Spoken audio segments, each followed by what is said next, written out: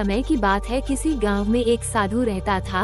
वह भगवान का बहुत बड़ा भक्त था और निरंतर एक पेड़ के नीचे बैठकर तपस्या किया करता था। उसका भगवान पर अटूट विश्वास था और गांव वाले भी उसकी इज्जत करते थे।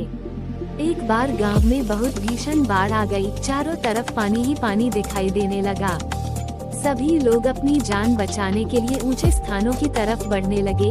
जब लोगों ने देखा कि साधु महाराज अभी भी पेड़ के नीचे बैठे भगवान का नाम जप रहे हैं, तो उन्हें यह जगह छोड़ने की सलाह दी। पर साधु ने कहा, तुम लोग अपनी जान बचाओ, मुझे तो मेरा भगवान बचाएगा।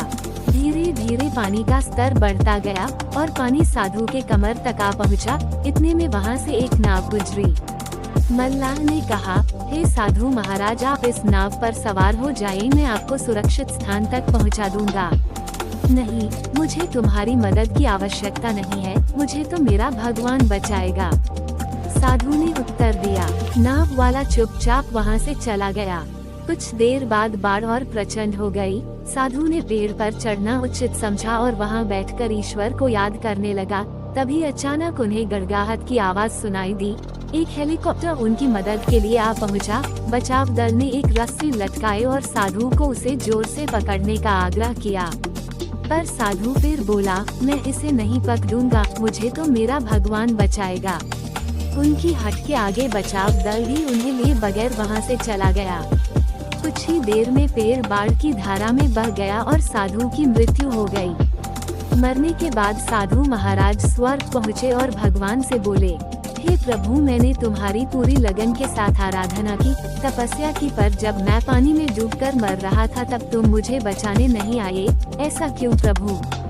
भगवान बोले, हे साधु महात्मा, मैं तुम्हारी रक्षा करने एक नहीं बल्कि 3 बार आया। पहला ग्रामीणों के रूप में, दूसरा नाव वाले के रूप में और तीसरा हेलीकॉप्टर बचाव दल के रूप में।